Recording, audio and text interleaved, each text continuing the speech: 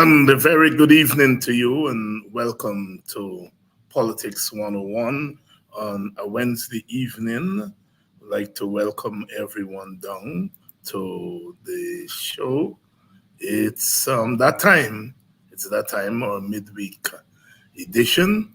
Welcome all of you who are joining us from Guyana, those of you who are coming to us from the wider Caribbean. Good evening to you. Good evening to you in Antigua. Good evening to you in Antigua and Barbuda and the rest of the Caribbean. Welcome to Politics 101. Good evening, a good night, and perhaps morning, because it's now a little past midnight in England, the United Kingdom. I didn't realize it was that late at night, 5 hours ahead of Guyana. So it's midnight there in England. Well, just past midnight. It's now Thursday morning. So welcome to you. Welcome to you wherever you're joining us from in the United Kingdom.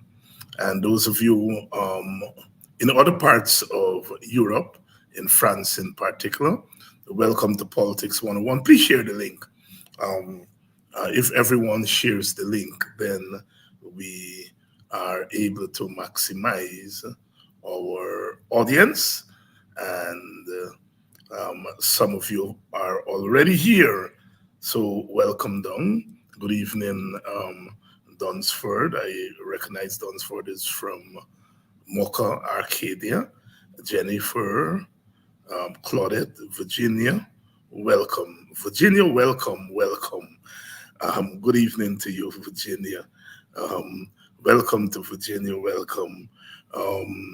Karen, welcome. All the welcomes are all out tonight. Welcome to Politics 101. Denise Booker is here with us as usual. Loyal 101. Andrew Mingo, welcome to you, Sandra. Please you all share the link.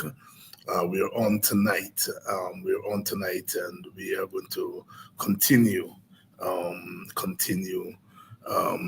conversation. Denise Samuels, good evening to you. Good evening to you, wherever you're joining us from. Those of you joining us from the Washington, D.C. area, special welcome, special good evening to you. And we are going to talk tonight on the issues that are affecting us. So please share the link and let everyone know that we are here.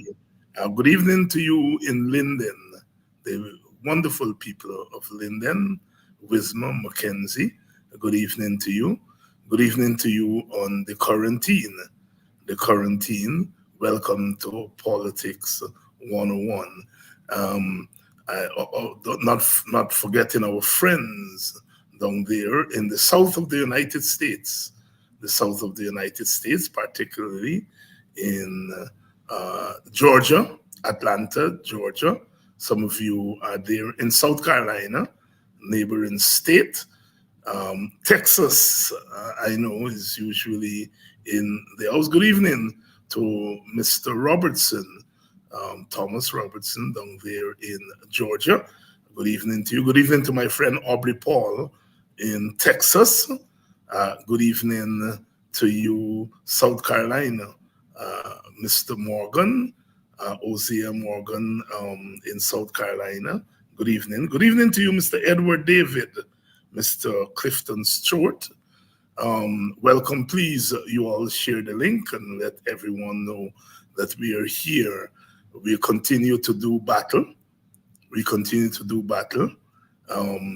Something caught my attention in the papers this morning, and that is that members of the Public Accounts Committee in Parliament put out a statement, and it seems that over the last 2 years, 22 meetings have been cancelled of the Public Accounts Committee. 22 meetings. You know, the PPP altered, changed the standing orders for that Public Accounts Committee, which is chaired by the opposition, German Figuera, sorry. And they've missed 22 meetings for the last 2 years. And because they changed the standing orders to make it mandatory that at least 2 members of the government side must be there for a quorum. And so they continue to absent themselves from the meetings. And so the Public Accounts Committee is not able to do its work. We understand there's a backlog going back to 2000 and 2019. My goodness. And that is an oversight committee. We're going to talk a little bit about that. How about that meeting between the leader of the opposition and the president? Joint statement on Venezuela. Joint statement on Venezuela. Of course, the Venezuela issue continues to be a big issue. Good evening. Good evening to you, Larry Crawford, Keith Semple. And Keith is a regular. I remember the cricketer Keith Semple played for Guyana. He captained Guyana, played a couple of matches for the West Indies. Not sure if it's the same Keith Semple, you know. Sometimes people share the same names. I know there are a few David Hines around. Welcome to you, Mr. Semple. Donna Liverpool. Donna is always joining us from, I think Donna is joining us from Suriname, French Guyana. Good evening to you. Good night to you in England. Please share the link. We are going to be talking about a few issues here tonight. Of course, we see Chevron is now partnering with Hess in that very profitable oil block there. 30% of the shares of that oil block. So lots happening on that front. The PPP, of course, is well known for its bad governance, and we're going to zero in on that tonight. We're going to zero in on that tonight. So please share the link. I'll be back in shortly. We take a light moment as usual. You know, it was quite a thing when the young Prince Harry there from the monarchy, when he married a black woman, changing up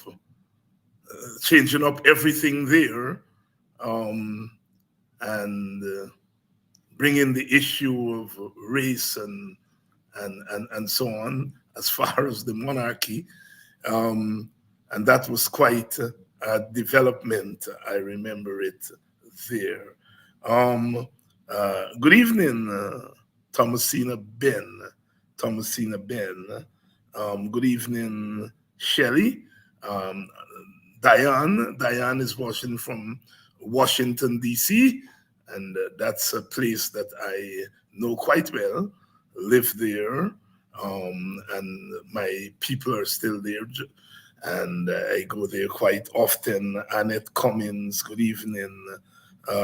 Rosa, Mary Albert, Maureen Williams, good evening to all of you.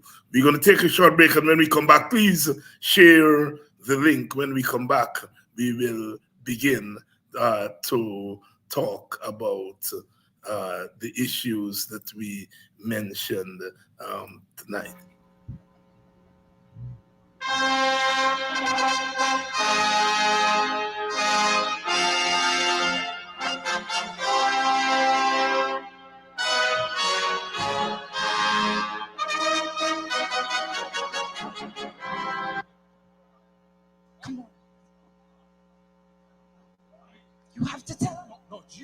tell her. You, that's your grandmother. Oh, all right.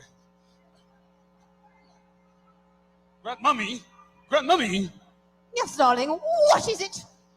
Megan has something. I don't have it. Megan and myself have something to tell you. Well, get on with it. We want to leave the monarchy. What? But why would you want to leave all of this, darling? Well, Grandmummy, you wouldn't understand. Philip, come on! No! Grandmummy! Philip! Go ahead and take care of her. Go ahead. Help her connect the dots.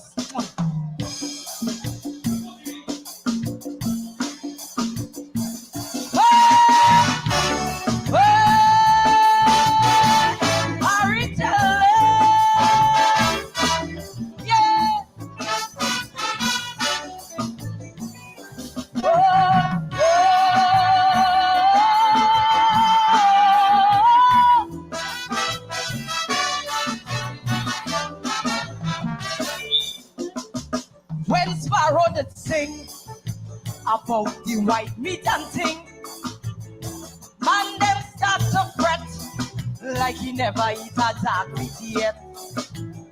But if ever you lack the understanding of once you go black, in the pages of history will document Harry's testimony. You know why? The prince gave up his money. The prince gave up his throne. The prince gave up his power. Why? Just for dark meat alone. The family goes sour. The queen, she might sin she soul, but the mother go proud when he's singing out loud. What? Dark meat to the world. Harry, tell them once you go black. Tell them you'll never go back. Tell them once you go black, you'll never go back. The haters on social media say that Harry will soon regret, but they will never understand why he leave it, because they never eat a black meat yet. Harry, tell oh Harry, oh let's say it.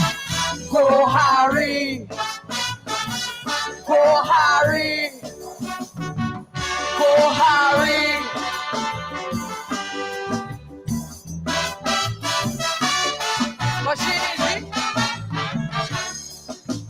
Harry messed with the bride when he introduced his bride. The queen, she wasn't happy. She was like, what nonsense is this, Harry? It was a big joke. Harry near make the woman catch a stroke when he proclaimed, yes I do, to a woman of a darker hue. So with that, the prince gave up his money, and then he kick away his throne. He tell him he ain't want no power. Why? Just for dark meat alone. The family always sour. The queen, she might sin she soul, but the mother go proud when they singing out loud. Melanin to the world. Harry tell once you go black, never, you'll never go back.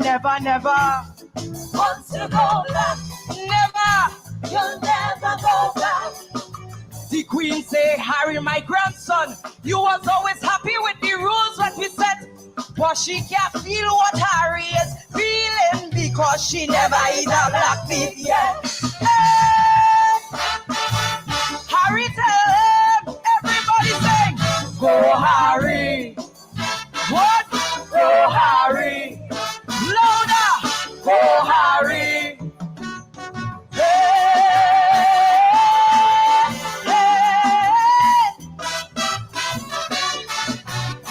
The truth, listen, it's Harry who made the call.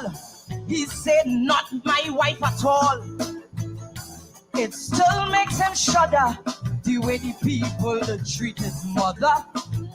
So Harry decided to live his life colorblind. Well, he raised some eyebrows for sure when they saw his Rasta mother-in-law. So king gave up his money, the prince gave up his throne. The prince said want no power. Why? Just for dark meat alone. The family done sour, and the queen she might sing she soul, but the mother go proud when he singing out loud. Yes, dark meat to the world. Harry said, what? You'll never go back. Never, never. Once you go black, you'll never go back. Harry brother say that he's appalled, disappointed, confused and upset, but he cannot relate, so he married a kid, so he never eat a black pig yet. Never. Hey, go Harry, louder. Go Harry, share my husband on. Go Harry, go Harry.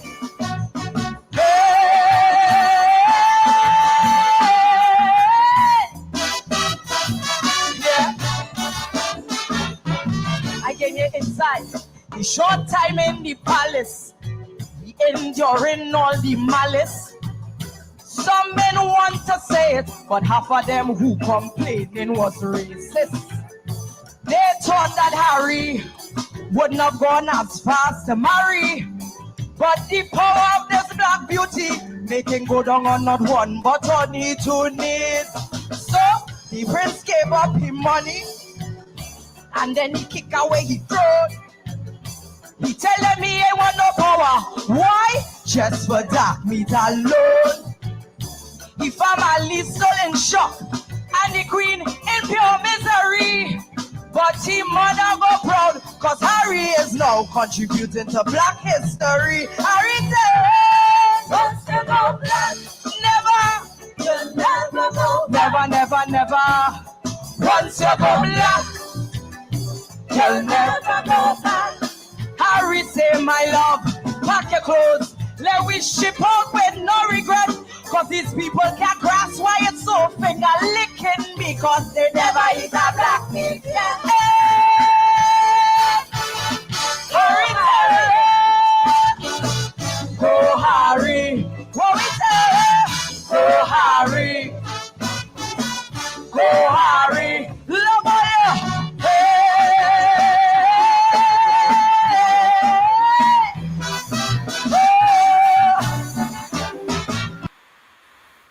Go Harry. Yay. Go Harry. Terry Lyons. Megan, my dear. Go Harry. Doing it as only the Calypsonian can do. Only in Calypso you can put to music a story like that. A story like that. Terry Lyons, the daughter of Super Blue. The old timers will know him as Blue Boy. And a couple of his daughters, Terry, and there's another one, Faye-Ann Lyons. But Terry won the crown in 2020 with that Calypso, Go Harry. Megan, my dear, is the name of the Calypso. And you remember Sparrow sang one a long time ago, Philip, my dear. There's a man in your bedroom, the black man who went in the queen bedroom. Hey, I thought it was you. He looked like you, but he bigger than you and stronger than you. Philip, my dear, and now Terry Ann Lyons.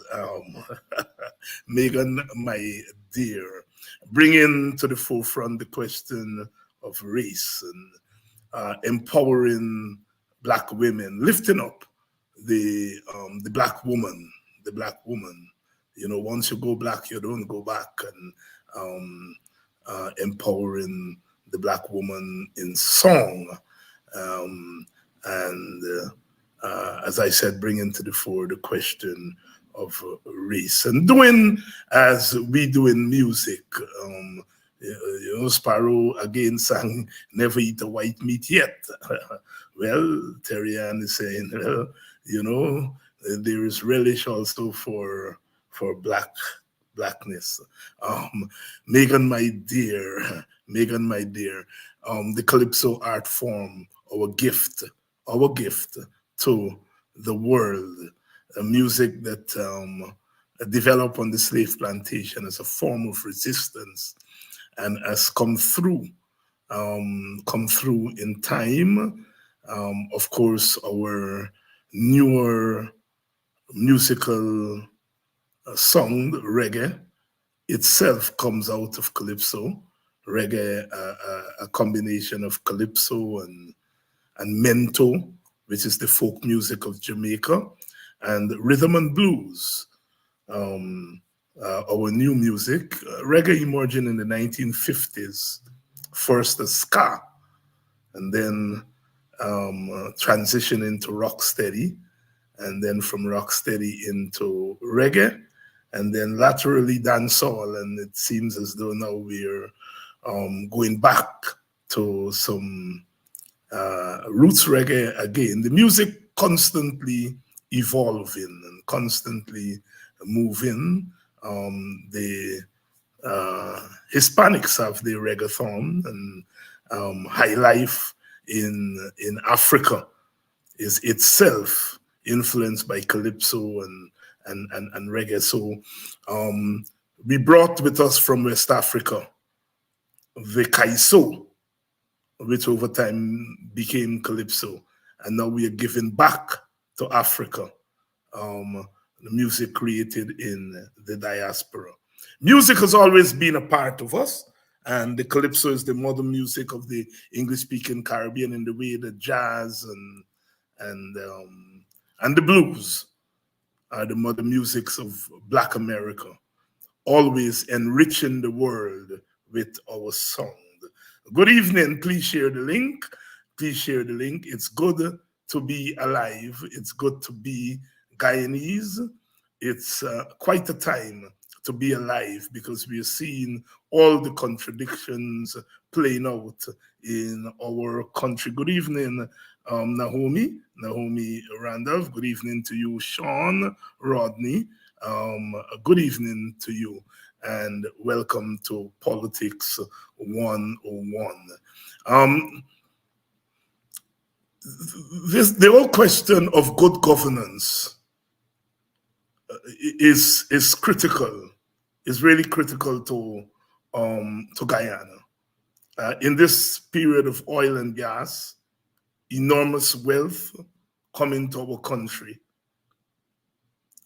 The best safeguard we have is if we have a democratic form of governance to ensure the proper management of the oil and gas resources as our country moves to another level. Ironically, the coming of oil has brought with it not an enhancement of democracy, but a retarding of democracy. I mentioned that the Public Accounts Committee, which is the committee in Parliament that is charged with overseeing government spending.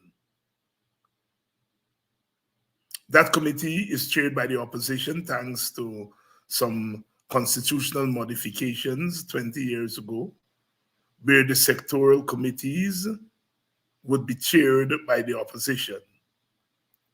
And so the opposition is chairing that important committee. The National Assembly itself is the branch of government that oversees the executive branch. It's an oversight. The legislature is an oversight branch of government. It makes laws because it's the legislature, but it also serves as an oversight of the executive, especially executive spending. As you know, all monies are disbursed by the National Assembly. When the executive branch, when the government wants money, it has to go to the legislature. The legislature controls the purse strings. And so it is a very important branch of government, the checks and balances, where the executive branch is supposed to be checked by the legislature and the judiciary. The thing is, with the winner-take-all Westminster system, what happens is that the party that wins controls the executive, but it also controls the legislature, the National Assembly.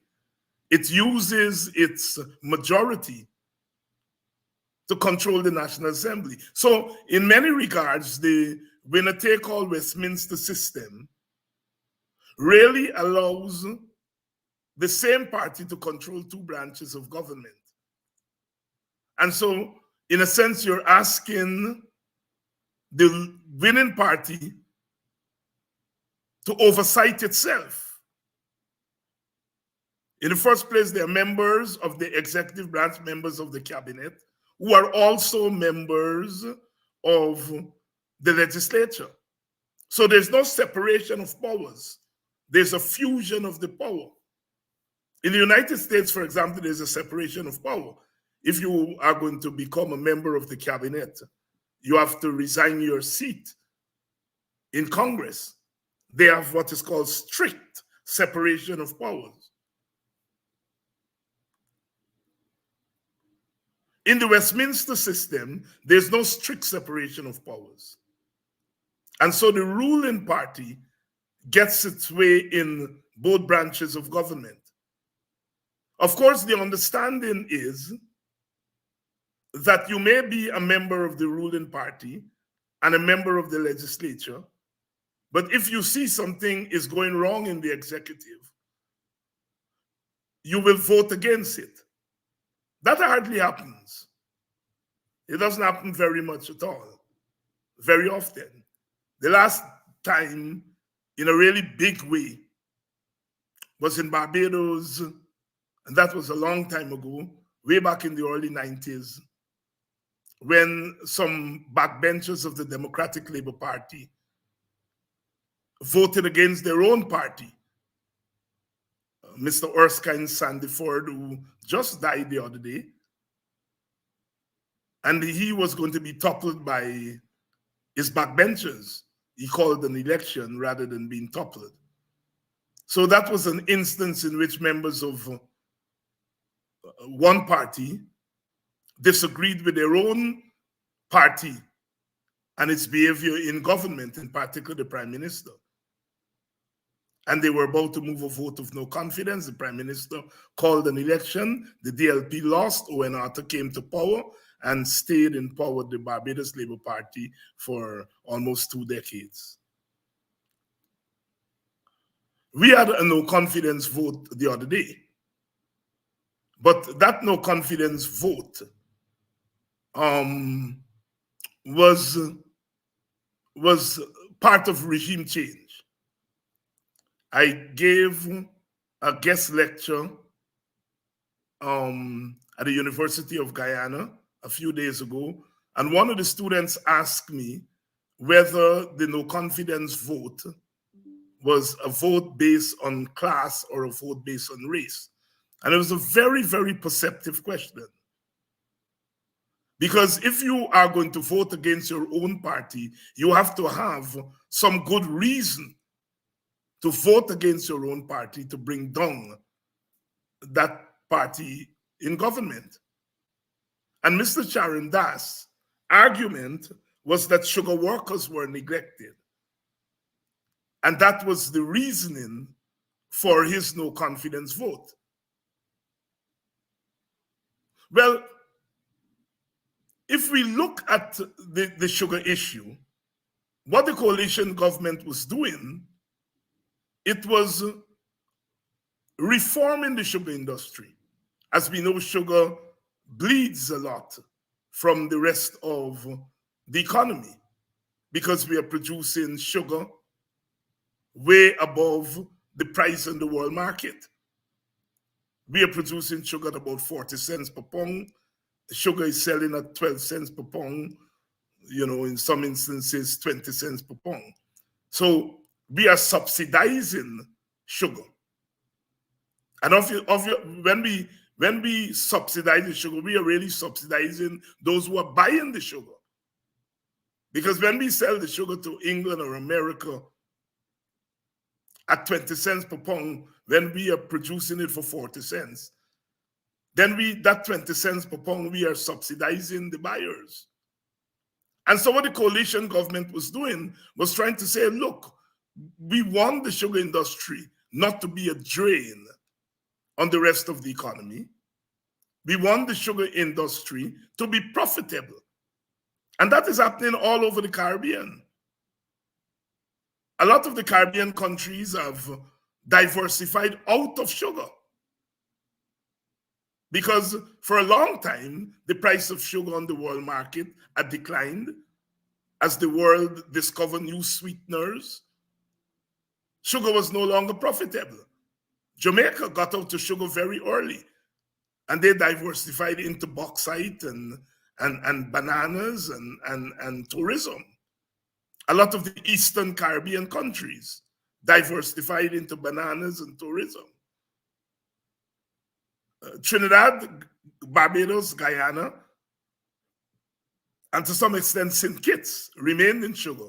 St. Kitts diversified out of sugar about 20 years ago. Barbados has right-sized its sugar industry, so the sugar is not a drain on the rest of the Barbadian economy as it is in Guyana. Trinidad has also trimmed its industry. So Guyana is the only place in our English-speaking Caribbean where sugar is such a drain on the rest of the economy. It's subsidized. And obviously subsidized for political reasons. The PPP support base is in the sugar industry. And so the PPP is reluctant to do anything about sugar. And the coalition came in and decided it was going to take the bull by the horns. And this was before oil. And it wasn't getting rid of sugar, it was trimming the sugar, right-sizing it so that it can become profitable. Now, where the coalition went wrong was not in the policy itself, but it was an insensitivity to race. Given our racial situation in Guyana, if you are going to make a big change in an industry that is dominated by one race, you have to take into consideration the racial blowback that you're going to get. And I don't think the coalition thought that through. You know, because our government, especially on our side of the aisle, PNC governments and the coalition government, a lot of times they don't think race is a big deal. And that is a mistake. Remember when Mr. Hoyt right-sized the public service on the advice of the IMF, where, you know, a lot of public servants were retrenched, knocked off. Mr. Hoyt didn't suffer for it much because it was a black government displacing black workers. And we know that those black workers, they took to the rest of the Caribbean with their suitcases and they introduced trading, a new dimension to the Guyanese economy. And a lot of people don't give them credit for keeping the Guyanese economy afloat during that period. So much for the thing that African Guyanese can't do business. That business venture, that entrepreneur venture by the traders is a significant development in Guyana. And people do not credit it. They do not give it a lot of credit because, we're into this thing that, doing business is an ethnic thing, a racial thing. So Indians could do business and Africans can't do business. So when Africans engage in a big business venture as the trading and they succeeded, they did well, we don't give them credit because in our heads, they can't do business. So when they do business, successful business, we don't bring ourselves to give them credit.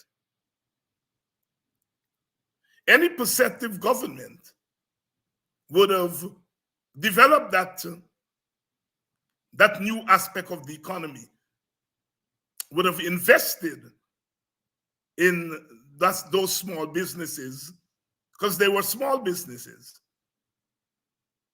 And the government could have developed that, and that would have become a very stable and very important aspect of our economy. And it would have empowered African Guyanese. But I give that example to say that Hoyt knocked off public servants on the advice of the IMF and got away with it because he was a black leader knocking off black people. But here was Granger, a black leader, knocking off Indian people for the good of the country, for the good, because it was about doing the right thing by sugar. But you had to take into consideration the racial blowback.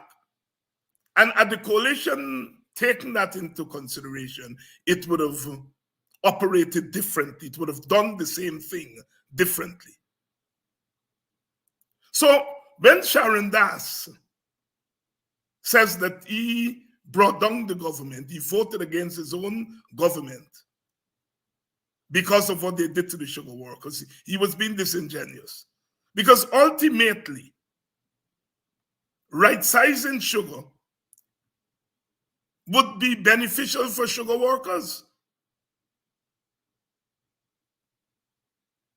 Because it means that those who remain in sugar would be working for a profitable company, a profitable industry, generating its own profits.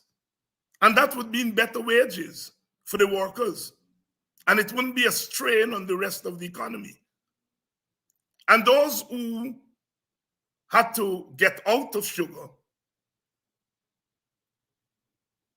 they would have been trained to get into other aspects of the economy. And here we are, look at what the PPP is doing. It opened a training center at Port Morant, and it's training sugar workers to get into the oil industry. It is doing the same thing that the coalition intended to do. So Sharon Das could not argue that from a social class standpoint, the closing of some of the estate was economically bad for the workers. However, like I said, you could not knock off 4,000 Indian workers under an African-dominated government and don't expect to get a racial blowback. And so Sharon Das acted based on race, not on class. He acted based on race. He felt that Indian sugar workers were being knocked off by an African-dominated government. And so he brought down his own government because of that. I am arguing that if it were the PPP that was doing what the coalition did, there would not have been the same kind of response from the sugar workers and from people like Sharon Das. As I said, Hoy did it. Black people, of course, were vexed. They get knocked off. But it was their own government that did it. And so Sharon Das acted from a racial standpoint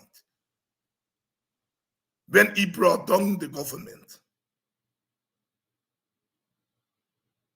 And this is a reality in countries like ours. A reality in countries like ours. That governments of one ethnic group have to be very careful about how you behave towards other ethnic groups. All governments have to be able to balance the competing demands of the ethnic groups. And what we have seen is that the PPP is not able to balance the competing demands. The coalition did a better job at balancing the demands, because the coalition, despite the fact that it was right-sizing the sugar industry, it pumped billions of dollars into the sugar industry. Billions of dollars. It was a black government pumping billions of dollars into an industry dominated by an ethnic group that didn't vote for it. And so Sharon Das acted from a racial standpoint, not from a class standpoint, as some are arguing. Because they're arguing that the coalition deliberately wanted to hurt Indians. And that was not so. The coalition's mistake was that it was insensitive to the racial realities of our country. And any government that pretends that race doesn't exist, they are in trouble, and they will make mistakes like that.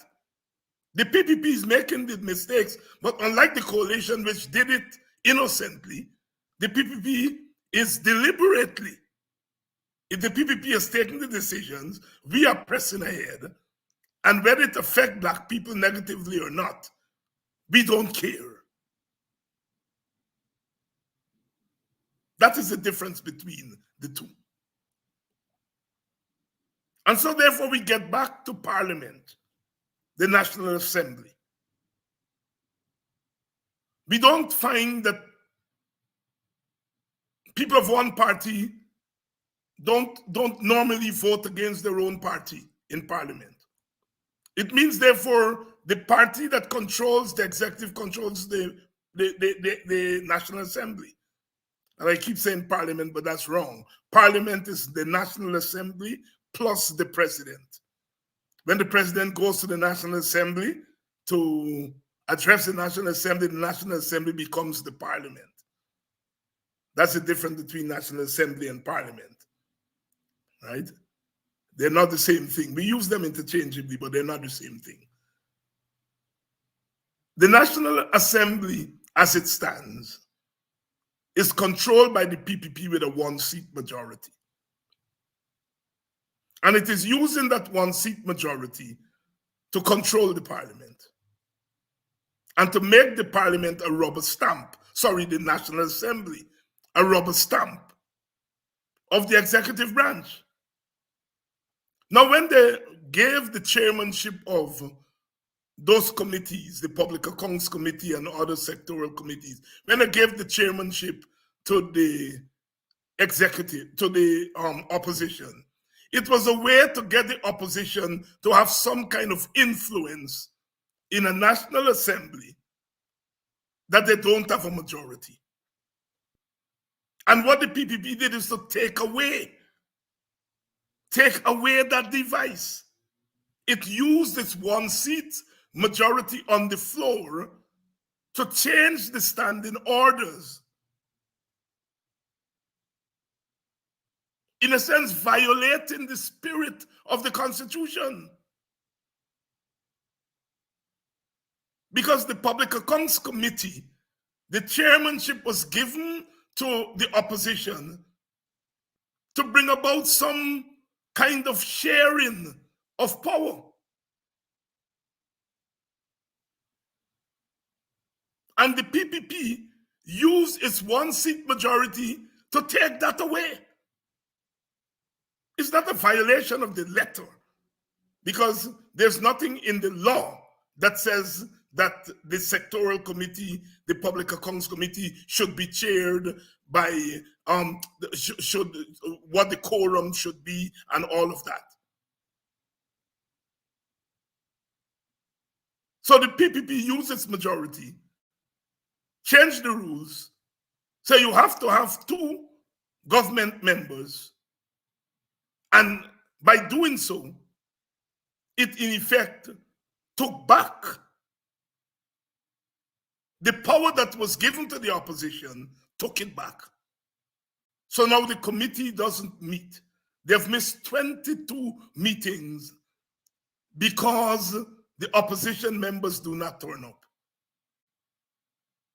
So the PPP violates the spirit of the law, the spirit of the Constitution. These were constitutional changes made 20 years ago. And it was done to empower the opposition. The PPP uses overall majority to take away that empowerment from the opposition. It didn't break any law, but it violated the spirit of the law, the spirit of the Constitution. And law is both letter and spirit. Both letter and spirit. So it's a serious breach by the PPP. In some other countries, that matter could have gone to court. And if a Thurgood Marshall was presiding over that court, he would have ruled against what the PPP did.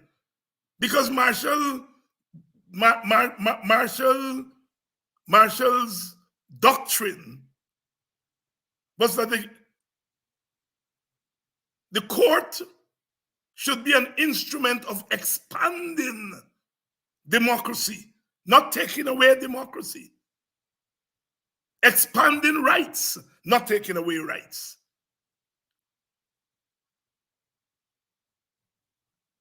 So there you are, you have the Public Accounts Committee. It's now toothless because the PPP has taken away the teeth. Another instance of the totalitarian nature of the PPP's governance. It takes away every little space that was granted to the opposition. In the winner-take-all system, the opposition has very little formal space. And the little formal space the PPP has taken it away in the last 3 years. And so the PPP has moved the pendulum towards dictatorship and autocracy.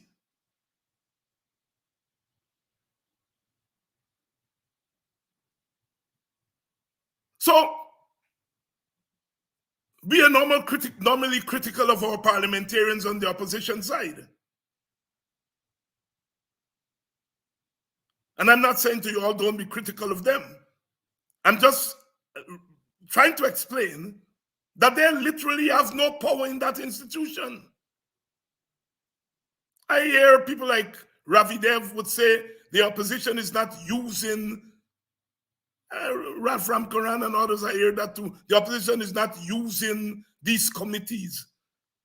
How are you going to use the committees to your benefit when the committees can't meet? And the reason they can't meet is because the government has used its power to prevent them from meeting. And a very important function, that is the oversight of government spending. One has to ask the question, why doesn't the PPP want the Public Accounts Committee to vet is spending? Does it have something to hide? We understand they're not even finished looking at the accounts of 2019. What about 2020, 21, 22? 23 is almost over. We are going to go to another election without the account, the spending of this government going through the vetting by the National Assembly.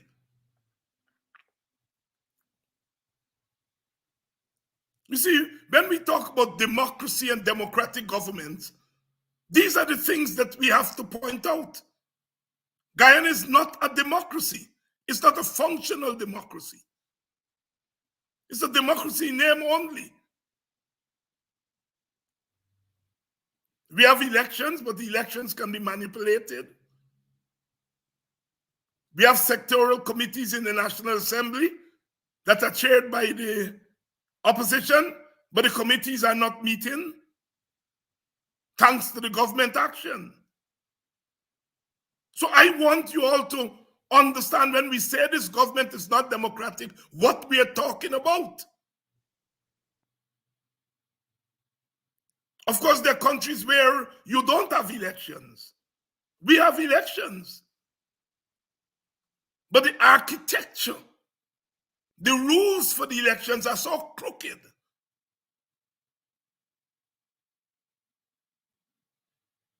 that the elections are really not elections. And I've been talking about this election thing because I know some of you are putting all your store in the next election, as if there's a magic with that next election. There's no magic with elections in Guyana, except the magic that parties do to put themselves in power.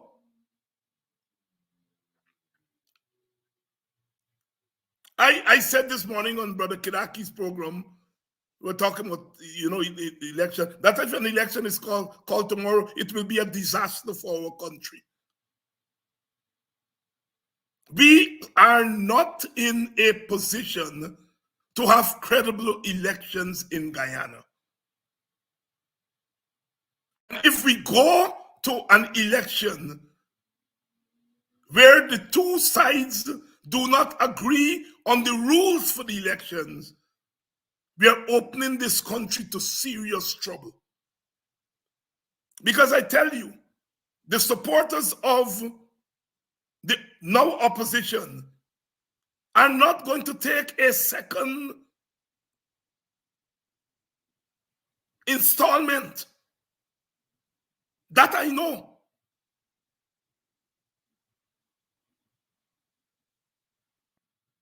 So our cry is not for a new election.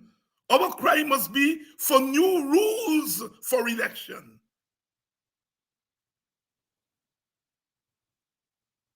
We can't put the cart in front of the horse or the donkey.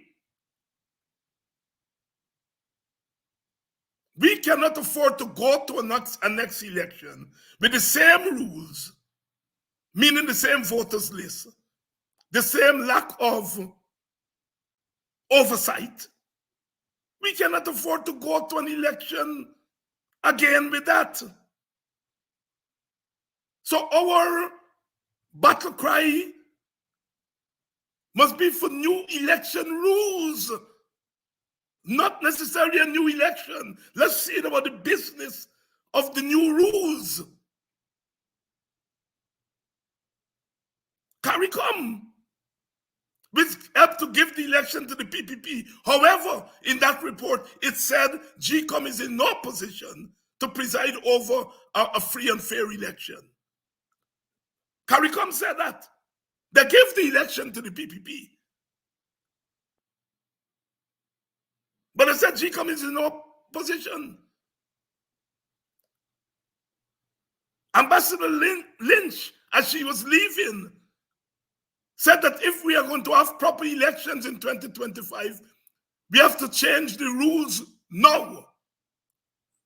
The assumption, therefore, by Ambassador Lynch is that the rules need to be changed. The three commissioners on the government side have said that the rules need to be changed. The GCOM is in no position to carry out an election. They said that before the local government election. We went to the local government election, and because it was a local government election, people did not put a lot of emphasis on the rules. For the opposition, it was about keeping the PPP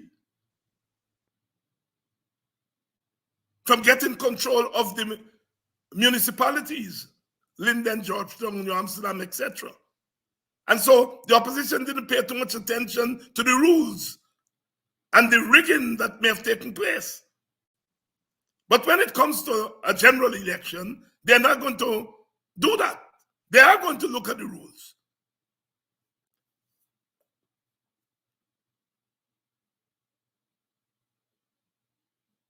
Dr. Henry Jeffrey has told us from about 2006, the PPP made a decision that given the demographic shifts, that Indians no longer had a built-in majority, the PPP decided that it had to find ways of getting votes. You could no longer guarantee the vote to come from a built-in majority. You're not going to get any substantive vote from the other side. A sprinkling of African Guyanese are going to vote for you, but the PPP is not stupid. They know that no critical mass of black people are going to vote for them. They tried to buy votes the other day and didn't do it. They didn't get to buy many. The few that they bought, look at the money they spent for it, and still they didn't get many. So if you're not going to get these crossover votes, there's no built-in Indian majority, then where are the votes coming from? And the answer to that occurred when something that doesn't happen anywhere in the world happened in 2020. The boxes were opened. You don't open ballot boxes before results are announced. You open the boxes after the results to do a forensic audit. That happened in 1997. In 1997, there was a forensic audit of the elections after the results were declared. Mr. Cross, Ulrich Cross, I think, from Trinidad, he came and he opened the boxes. This time, they agreed to open the boxes before the results. I am stressing that, and I may be the lone person who's stressing it, but I hope we will find out soon that it needs to be stressed. I know politicians are busy with other things, but I am stressing that. You do not open boxes before the results are announced. It's unconstitutional. But we opened the boxes. It was unconstitutional, but in doing that, we were able to educate ourselves about how the PPP went about, how they go about rigging.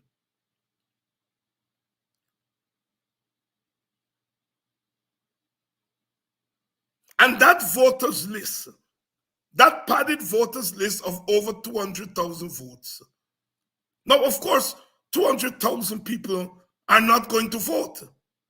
The PPP is right about that. Not because you have 200,000 people extra on the voters list, it means the 200,000 people are going to vote. But what we found in 2020, at least 4,000 of them voted. 4,000 of them who were not supposed to vote, but the names were on the voters list, they voted. And they were not in Guyana, which means somebody voted for them. And that was the equivalent of 1 seat.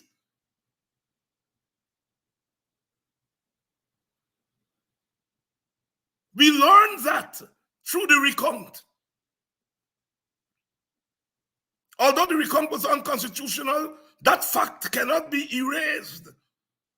That an unconstitutional act gave us a peek into how the PPP rigs.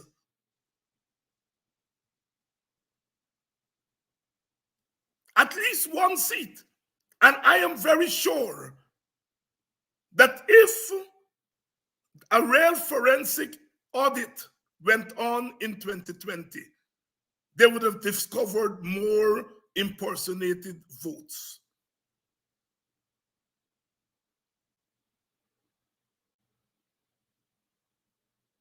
So the PPP intends to explore all ways of legally rigging an election. I'm using that term in quotes, legally rigging an election.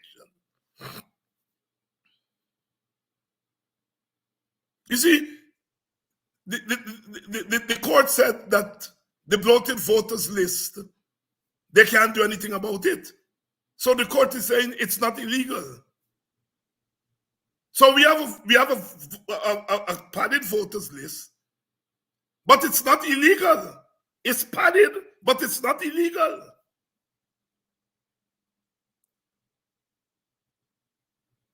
So a party can siphon off 8,000, 10,000 of those 200,000 votes in a legal way.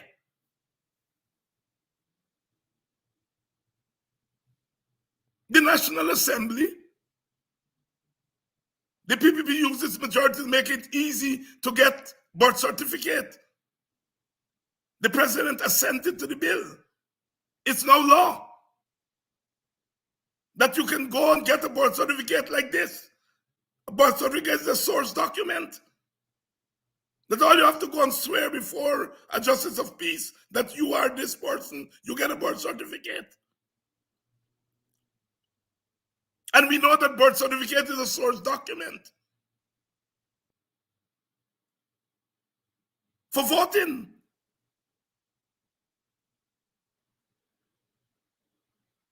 So when we have all these immigrants coming into the country, that's a fertile pool of voters.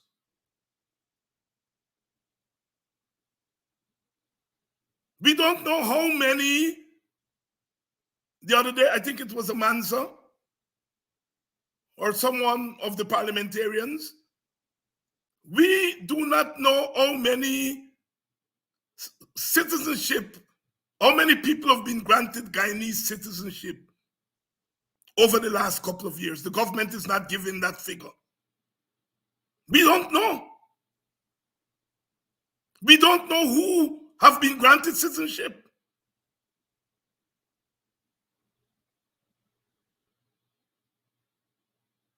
And if you've been granted citizenship, it means you can vote. And the government is hiding that information.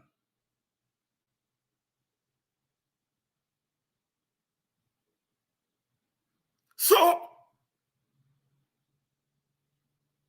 a good rigor is a rigor that looks at all the possibilities, illegal and legal. And since you have the majority in parliament in the National Assembly, you can make the illegal legal.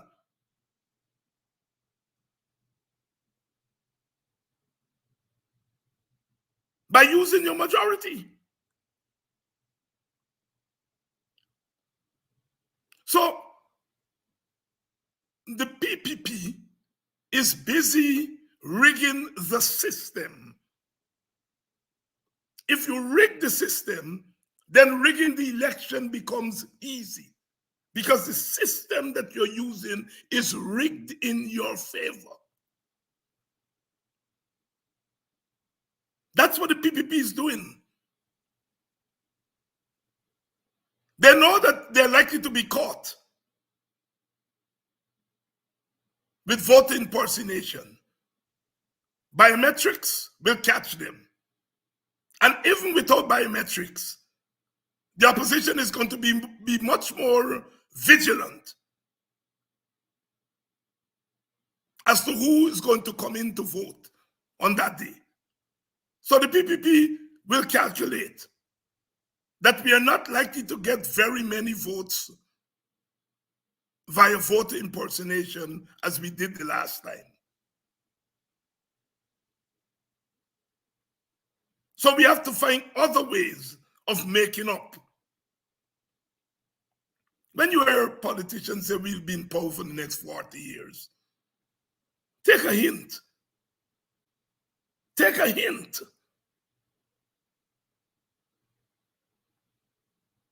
They're going to go aggressively in the African Guyanese community. They're not going to get very many votes. But because they go aggressively, they're going to say the extra votes we got is from African Guyanese. It's not from rigging. It's not from Venezuelans or Brazilians or Colombians. It's from African Guyanese.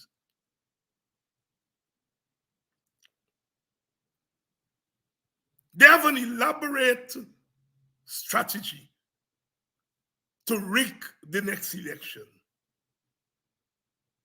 That is why they took control of GCOM by criminalizing GCOM workers.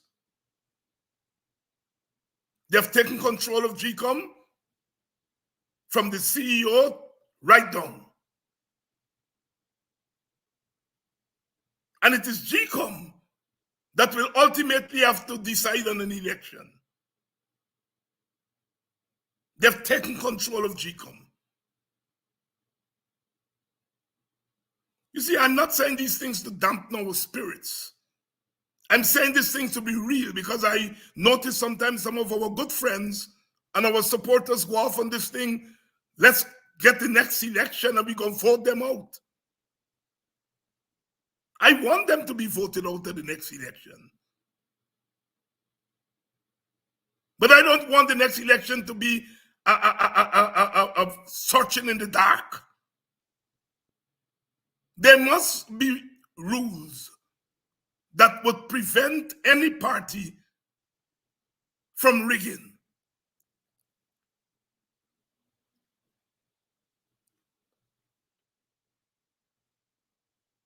And that is our challenge. That is why we are asking for a fact-finding mission to come to Guyana. One is coming from the New York Assembly, state government, and we're asking for the federal government to send one, federal government of the USA.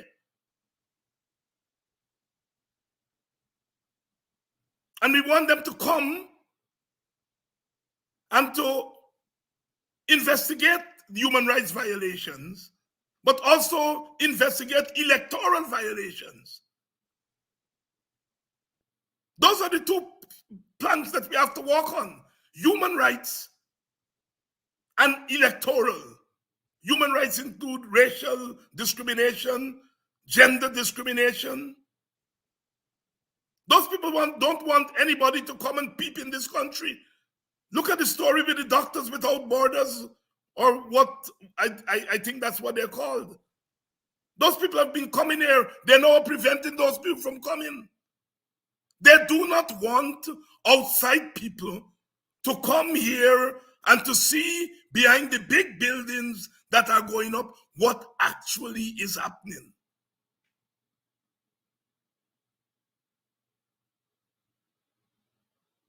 And the overseas organizations, the organizations in Atlanta and Toronto and New York and Washington, those Guyanese organizations, I'm suggesting that you all should get together and send a fact-finding mission yourselves.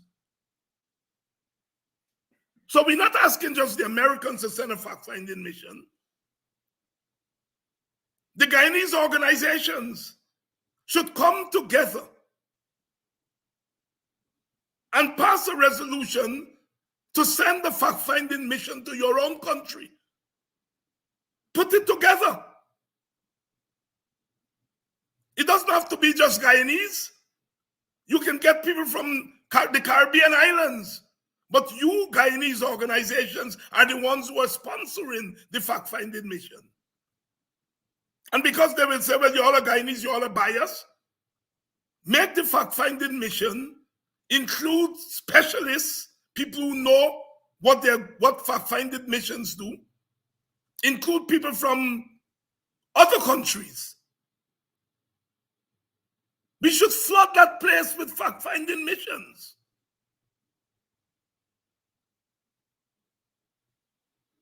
We have serious work to do. That is why when Rickford Board took that initiative, it scared the hell out of them. Because they fear that what would happen as a result of that conference, there would be a domino of similar activities. So I'm challenging you Guyanese organizations. Even if you don't want to do it together, nothing that stops the Atlanta organization, Guyanese organization, to organize a fact-finding mission that includes non-Guyanese from Atlanta, from Georgia. And the same thing you all can do in New York and Washington. We have to get busy.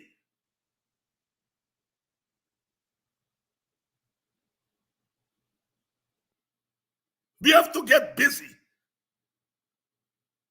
We can't be talking about an election as though the deal is done. We have to do work. Serious work.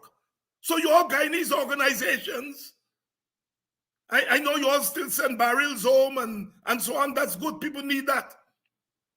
But we also need other forms of action.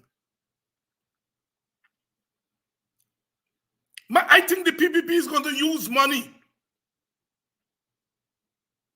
and get their supporters living overseas to go home and vote.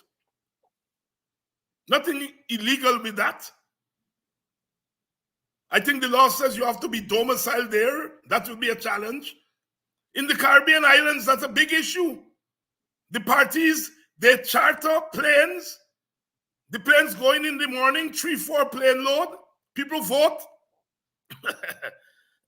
And then the plane left in the afternoon.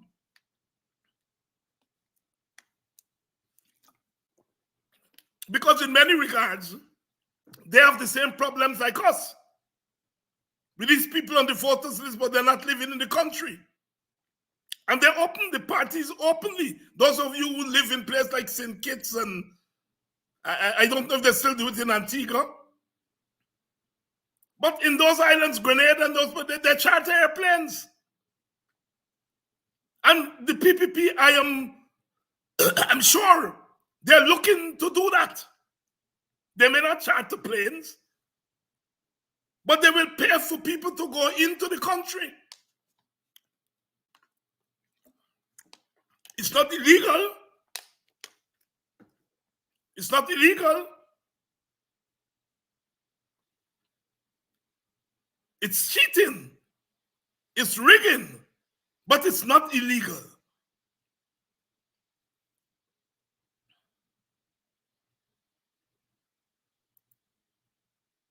So we have to begin to think strategically.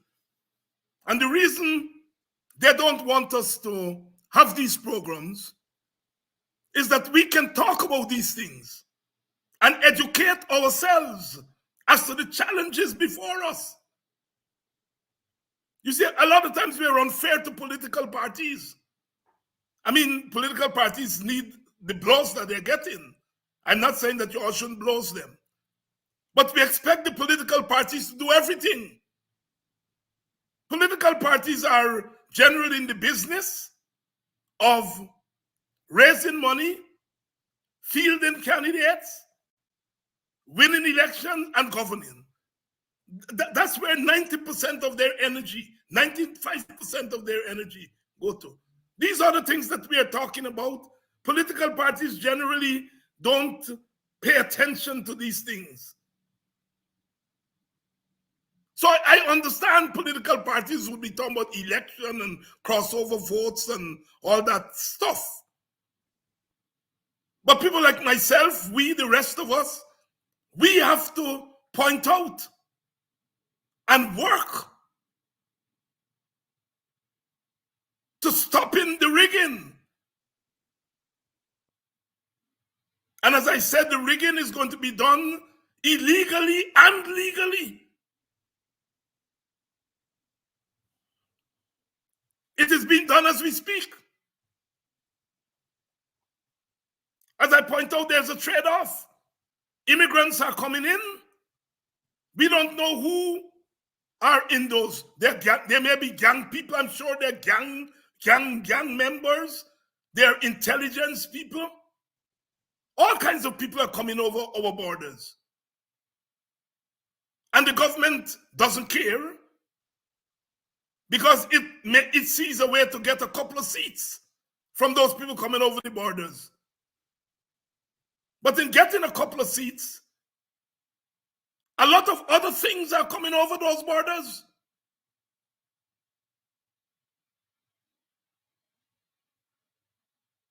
We are up against it. We are up against it, but we are equal to the task. Organize, join something, join an organization, form an organization. We have to keep organizing. We cannot leave everything to the political parties, to Aubrey Norton, to the parliamentarians. Yes, we should get the parliamentarians to do more. I always feel that opposition parliamentarians should be activists. Because you're not going to win much in the parliament. You're not going to get bills passed in the parliament, in the parliament, the National Assembly. So you should become activists. But I'm saying we cannot leave everything to the political parties and Aubrey Norton and so on. Organize ourselves. Organize ourselves.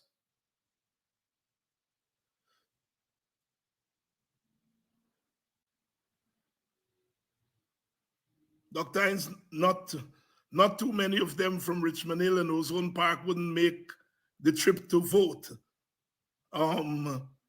Those sections of the diaspora are riddled with illegal. So leaving the US would be a disaster for some of them. Yeah, I agree with you, my brother. But there is still enough of them to give them a seat. You see, all you need is a seat or two. And I mean, this buying of black votes is something that we should not give up on by the PPP. Because if you buy 25 votes from each black community, that could come up to half a seat,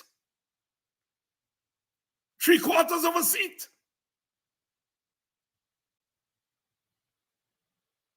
You notice they start a new round of what they call outreach to black community. Going into black community to empower black communities. They're not interested in that. They're interested in turning black people into hustlers. Because if you turn young black people into hustlers, hustlers don't have time to vote and politics. You hustle a dollar. And that's what the PPP is doing, trying to do with our young people, to turn them into hustlers. Every hustler you create in the black community is one vote less for the opposition. So these people are working overtime. So, as you all know, I don't use that term, take their money and vote against them. Of course, you have to take the resources with the understanding that it's not their resource, it's your resource. But if you take the money believing it's they giving you the money, then you take that money with the mindset that they're doing you a favor and they're turning you into hustlers.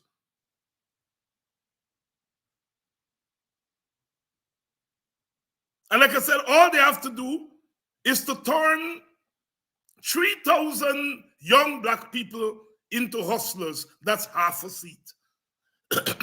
They turn 5,000 young black people. That's 5,000 who are not going to vote. That's a seat. We're going to spend a lot of time on this program showing you all the ways how legal rigging is going on. And that we have to combat them. All the nourishment that we are getting on these programs, we have to share this nourishment, especially with young people. Share the programs. Share them with your little cousins and so on. And because those young people are being targeted. And we are saying, well, they're not going to vote PPP. Well, that's true. But a lot of them will not vote.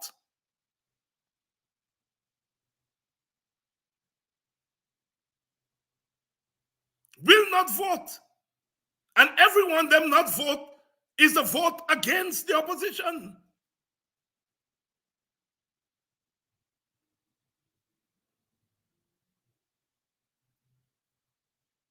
So there is all kinds of serious work to be done. And we have to spread the word and do the work. I want you all, those of you all who have organizations, think very seriously about my proposal to send fact-finding missions. It would be nice if the organizations in the various centers, Atlanta, Washington, Toronto, New York, if you all can get together and sponsor one fact-finding mission. But even if you're not able to do that, in your own individual capacity, mount these fact-finding missions and send them there. Flood the place.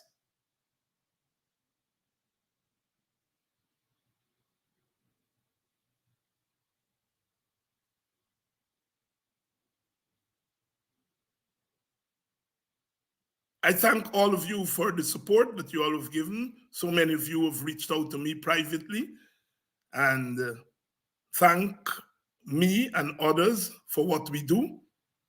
Thanks to all of you who felt that my comments at the conference in Washington made a difference to the deliberations. Thank you very much. I'm humbled. I'm humbled.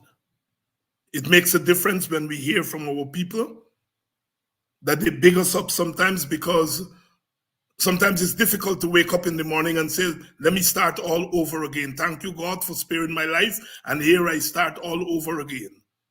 Sometimes it's difficult because we are human beings. But inspiration from you, our people, keep us going. And we hope that we inspire you to get up in the morning and say, let me continue with this struggle for another day. We have to see politics as more than just the obvious. We have to see politics as more than just the obvious. Exxon is saying 11,000 barrels of oil. The government is saying 24 million barrels of oil, sorry.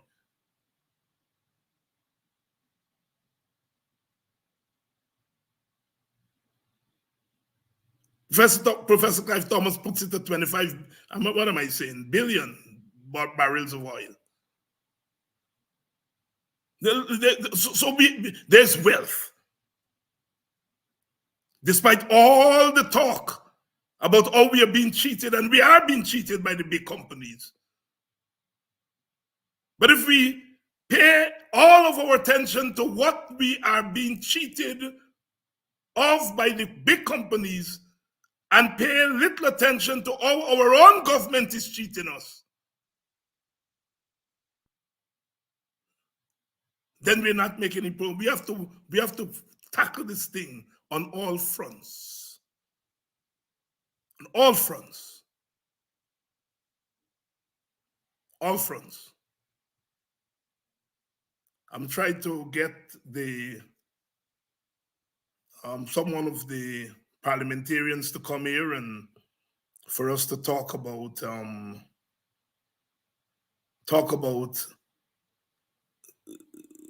this oversight of the spending and the refusal of the government to meet in the Public Accounts Committee. And to hear from them what their plans are. They are the people who are there. And we have to help to lift them up. So I'm going to try to get one of them or two of them to come on here before the end of the week. So we have homework to do. We have homework to do. Organize yourself. I saw somebody here from Tennessee. I think his brother Charles is from Tennessee. We are all over the place. All over the place. All over the place. And we have to take advantage.